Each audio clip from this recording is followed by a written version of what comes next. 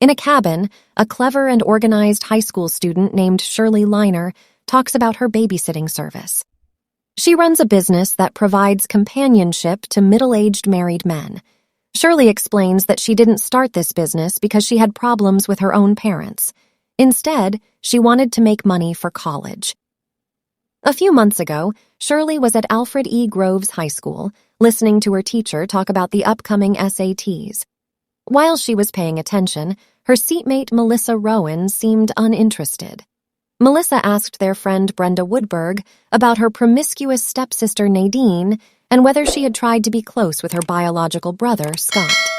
She said it wouldn't be wrong if they did that. After class, Shirley was determined and went home. She searched her room for her calculus book to get ready for college admission exams. She couldn't find the book in her room. Her mom, Tammy, suggested looking in the basement where Stan, Shirley's dad, and a lawyer was working. Before long, a salesman named Michael Beltran came to pick her up for babysitting.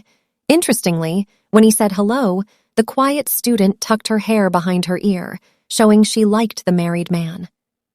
When they got to Beltran's house, Shirley met Gail, the wife, and their son, Adam. She was going to watch Adam while the parents went to a meeting. Upstairs, Shirley met Mikey, the older brother. He was sad because he wanted to be alone with his younger sibling, but the mom explained they needed a nanny in case of an emergency. That evening, Michael and Gail went to a restaurant to meet their friend Jerry Tuckman and his wife, Tina, who was also a friend of theirs. Jerry, the person who owns and starts businesses, talked about his plan to open more restaurants next year. He said he wanted to promote Michael, who sells things, to be the second in command after him. At the same time, Shirley was studying for her college exams. Then Adam came to her because he got some dirt on his clothes. Shirley put the dirty shirt in the washing machine downstairs in the basement. As she walked around, she saw a tiny city model. She noticed a little figurine of a man. When they were going back to their car, Michael was interested in what Jerry offered him for the job. But Gail, Michael's wife, didn't think it was a good idea. She thought Michael was doing well in his current job as a salesman. Before opening the car door, Michael wanted Gail to see an old train that was abandoned nearby, but Gail said no. She wanted to go home because their children were waiting for them. When the couple came back home, they saw Shirley cleaning the floor very carefully to get rid of some spots. She was using a strong-smelling cleaner. After that, Michael drove Shirley back to her house. While they were on the road, Shirley's stomach suddenly made a noise. This made Michael suggest they eat at a diner. At the diner, the two of them quietly showed interest in each other. They found out they both liked staying up late and doing silly things. Soon after, Shirley talked about how she really liked keeping things in order. Then she asked Michael how he met Gail. He told her that he met his wife outside a place called Ann Arbor. He met her through his friend Jerry, who starts and runs businesses. Before they left the diner, the married man asked Shirley if she had a boyfriend. She didn't directly answer. Instead, she looked at some funny customers nearby, which showed that guys her age were not mature enough for her. On their way to Shirley's house, Michael invited her to see an old train that was abandoned. They went there and explored. At some point, they kissed, but later Michael felt bad about it. When they got to Shirley's house, he gave her extra money as a tip. When she got home, Shirley couldn't stop thinking about the money she earned. She washed her hands a lot because she was feeling anxious. Later, she looked at her reflection in the window 3 times. Meanwhile, Michael couldn't sleep next to his wife because he realized he had done something wrong. The next day, Shirley went to her class and tried to pay attention to their lesson about reproductive health. At the same time, Michael seemed busy when his boss, George, talked about a new potential car product. After class, Shirley went to a coffee shop with her friends Melissa and Brenda. While her friends argued about whether girls can ask guys out, Shirley interrupted and said they should make up and be friends. Shortly after, Michael, who was also there, smiled at Shirley from a window. Then Gail, Michael's wife, came to Shirley and asked if she could take care of her kids on a weekday night soon. But after Shirley finished babysitting, the salesman and Shirley became fully close with each other in the car. Later, he took her home and gave her a good amount of money. After her work, Shirley counted the money she earned in her room. She wrote the word trouble on the highest dollar bill and put it under her mattress. At the same time, Michael quickly washed his clothes when he got back home. Then, he saw that the little man in his tiny city had a woman with him.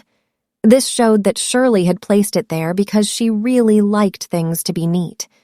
The next day in biology class, Shirley told Melissa that she had been making a lot of money from babysitting. Meanwhile, the salesman talked to his friend Jerry about his personal experiences. Jerry got really interested and wanted to hire a babysitter for himself. Michael called Shirley to ask if she could find a babysitter for his friend. Shirley chose Melissa for the job.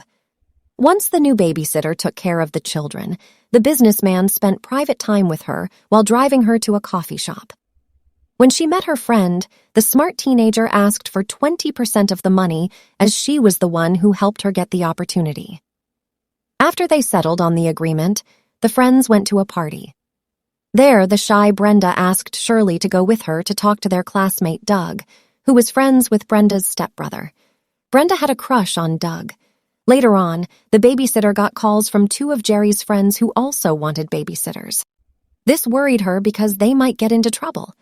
When Melissa found out about this, she reassured her concerned friend that they wouldn't end up in trouble. Following her friend's advice, Shirley decided to continue with the business and agreed to take care of one of the guys. Melissa suggested getting Brenda to look after the other one. Before leaving the party, Scott, who was shy, came up to Shirley and offered her his hoodie to keep her warm. Right after that, he kissed his really smart classmate, but she didn't kiss him back. After the uncomfortable meeting, he said sorry and went back to the party. When Shirley got home, Michael quietly went into her room through the window.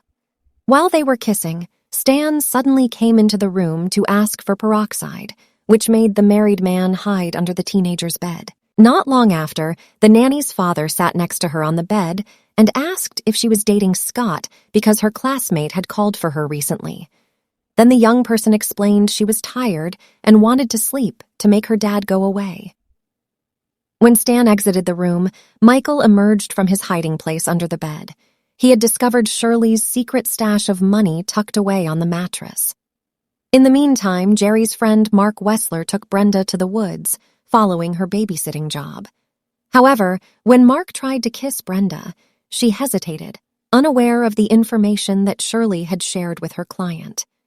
Feeling embarrassed, Mark complimented Brenda's beauty, and eventually, they ended up making love in the grass. At the same time, Michael made a phone call to Shirley, only to find out that she was busy taking care of another client's child.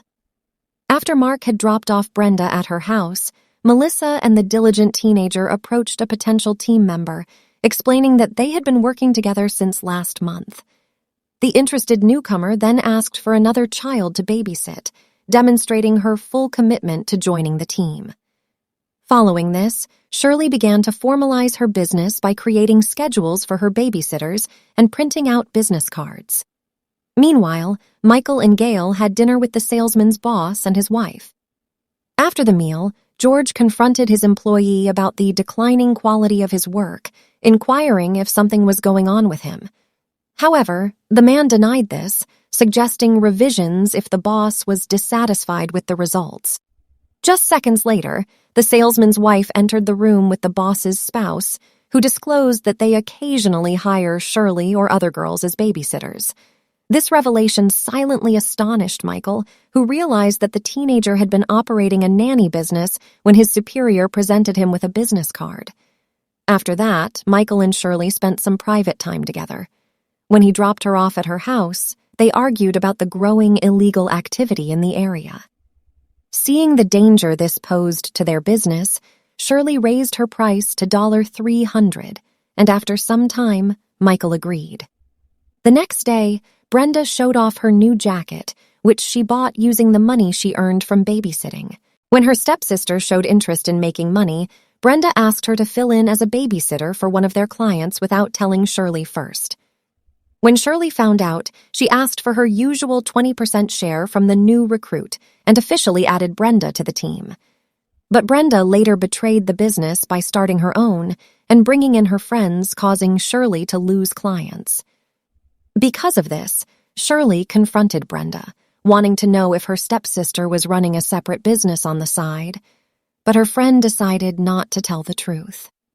Feeling that they were being deceived, Shirley and Melissa went to school that night to look through their untrustworthy teammates' things. Michael stood guard for them. After Melissa didn't find anything in Nadine's locker, the group destroyed everything to hide their real plan. When Michael got back home that night, he lied to his concerned wife, Gail, saying he was at a meeting. Because of this, Gail reminded him to call her if he would be late in the future. The next day, the students were surprised by the mess at school. The principal gathered everyone in the hall to talk about it.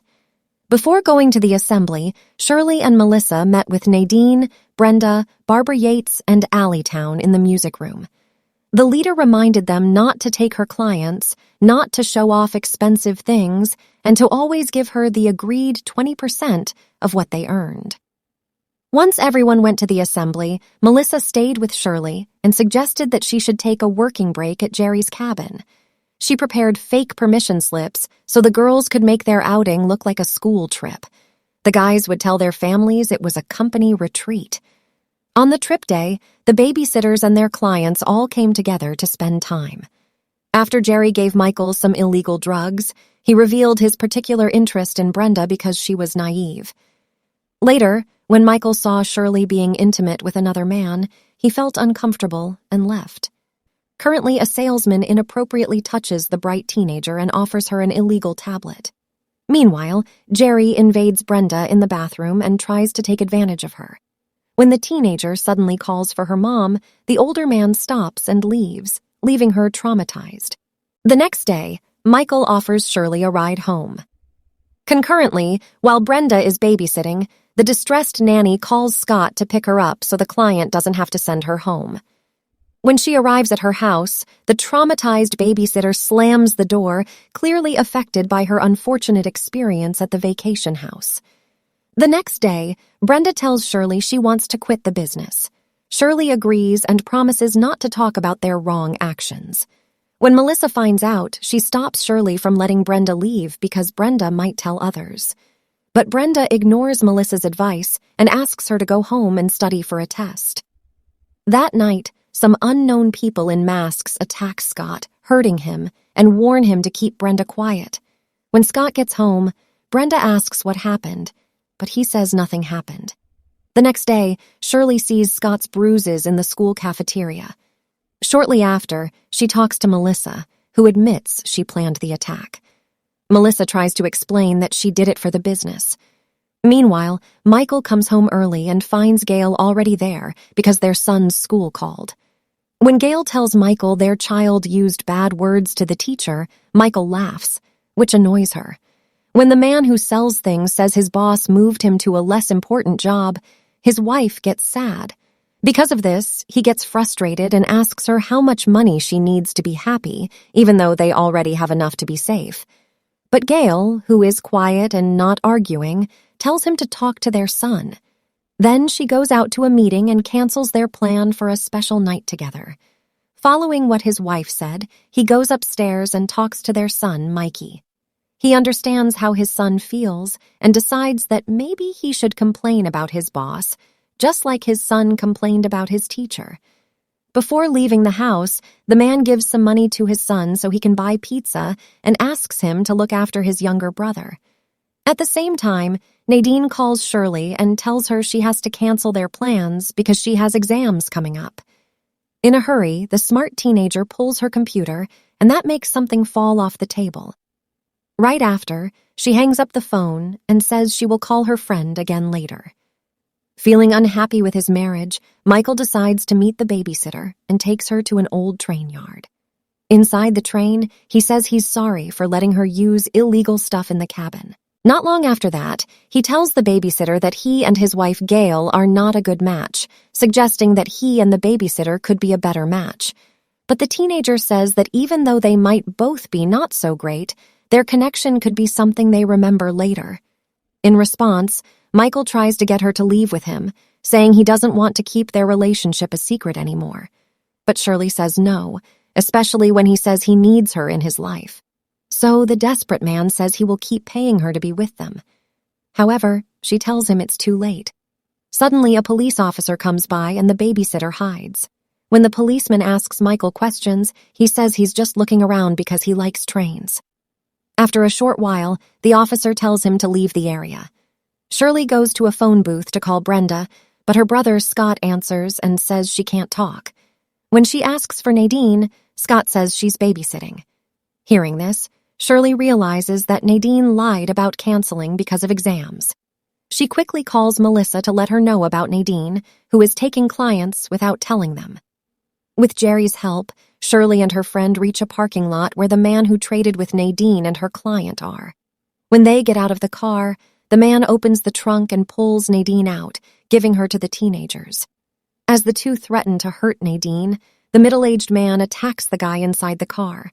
Suddenly, Shirley gets distracted and looks at a familiar car, causing her to accidentally let go of Nadine. Shirley and Melissa panic, but they manage to catch Nadine before she falls. Luckily, Jerry helps them pull Nadine back up, and everyone is relieved. The guy from the car comes out and shocks Melissa when she sees him. Seeing her friend's reaction, Shirley turns her head and surprisingly sees her father, who turns out to be Nadine's client. Understanding what she did, Shirley breaks down emotionally. Years later, Shirley has a new job and her own car. She goes to Michael's place and sees her old client happily spending time with his family. When their eyes meet, Shirley goes back to her car with tears in her eyes. She sadly thinks about her babysitting experience as a special memory in her regular life. Thanks for tuning in. Don't forget to subscribe, hit the bell icon, and stay connected with us.